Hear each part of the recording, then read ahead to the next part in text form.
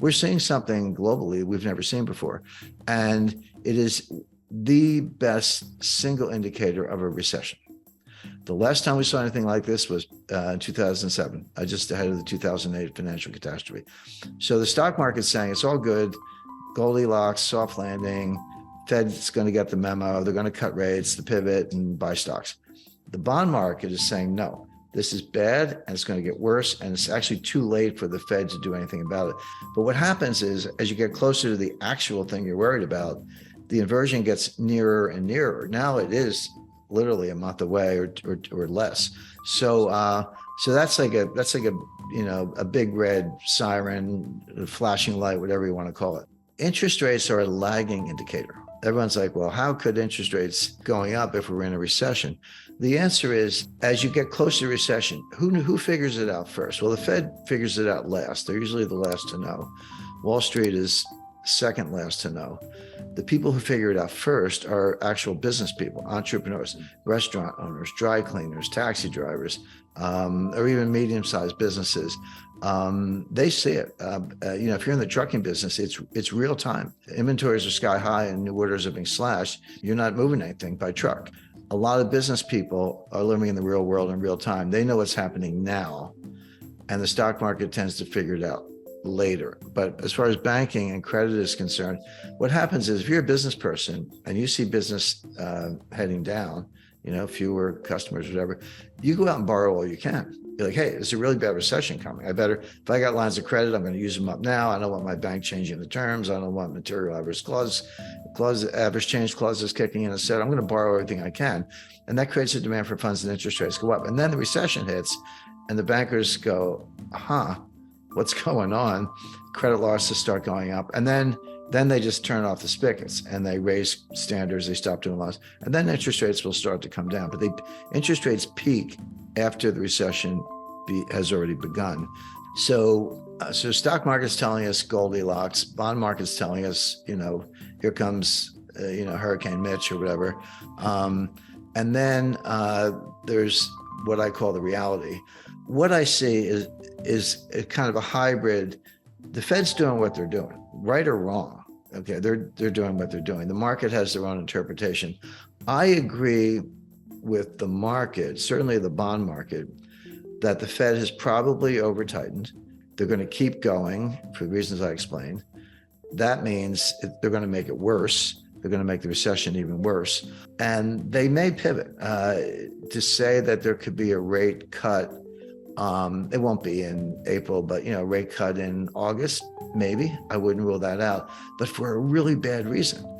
In other words, if the Fed cuts rates, which they may, the pivot may be real. It's not because they engineered a soft landing and Goldilocks and everything. Oh, that's just right. It's because they screwed up as usual, as they've been doing since 1913. They over-tightened.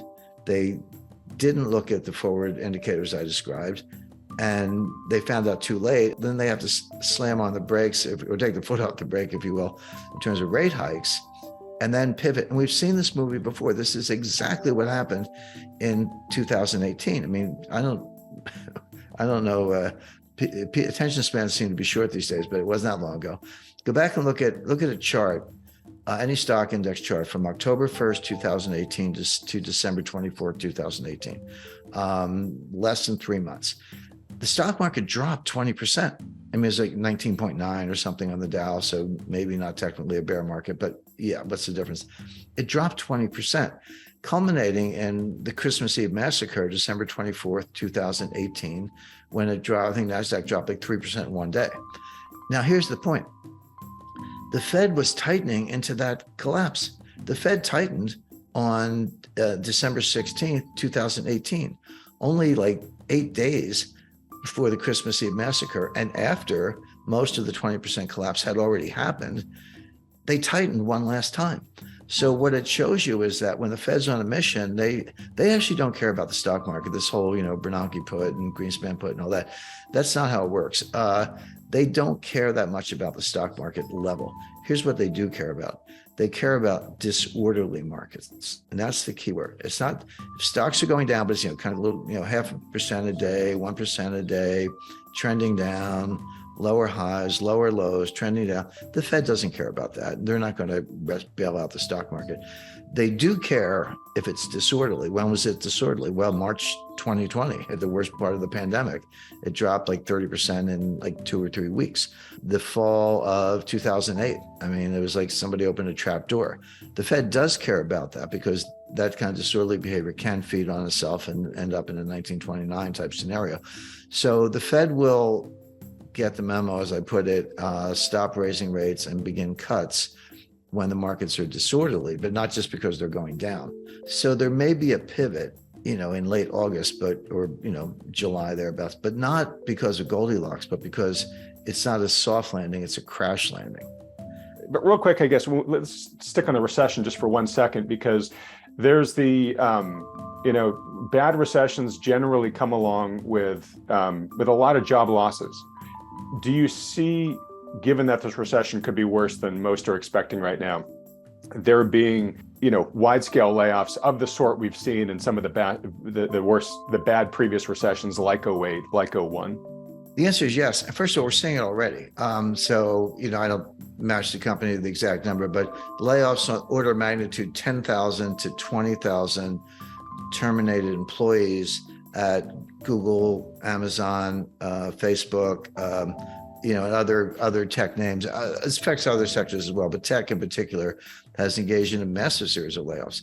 And so people go, well, wait a second, how come that hasn't shown up in the unemployment numbers? Because the unemployment rate is it's around 3.5, 3.6, I don't know the exact number. It's right in that neighborhood, 3.5, 3.6. We haven't seen that level of unemployment, that low, that is, since the 1960s. This isn't like, a good year or a good day. This is the lowest since the 1960s. And the Fed is absolutely looking at that. You're right about that, Adam. And they're saying, and of course, they believe in the Phillips curve, which is junk science. But the Phillips curve, for those who are not familiar, says there's an inverse relationship between unemployment and inflation. So if unemployment is high, inflation is low.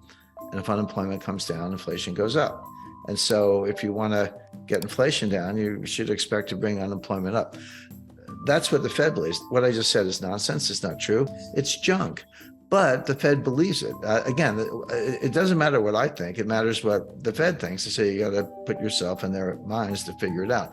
So as far as they're concerned, those kind of unemployment numbers, lowest since the 1960s, that's inflationary. They got to get those numbers up.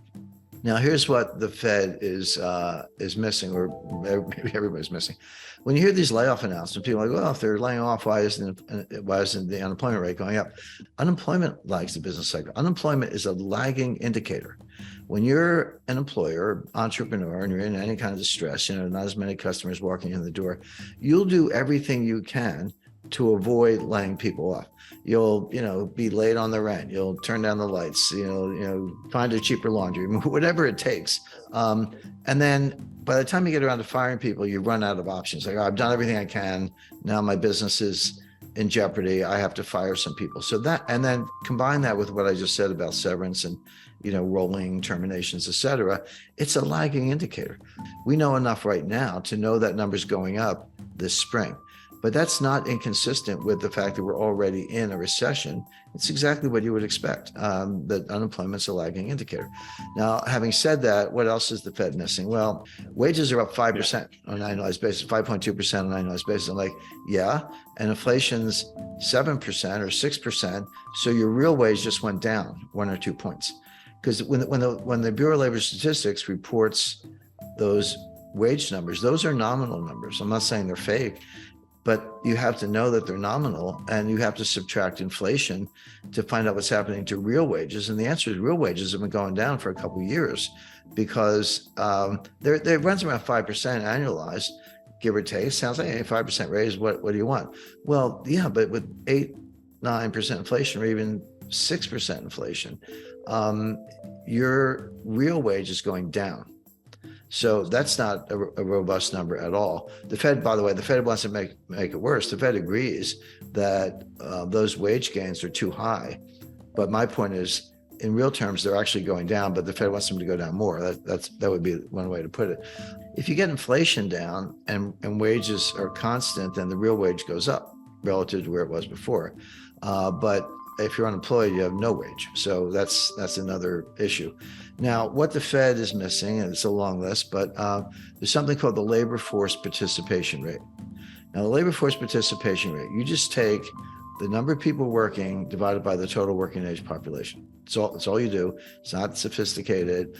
And that number today is around 61%, 61.2, give or take percent.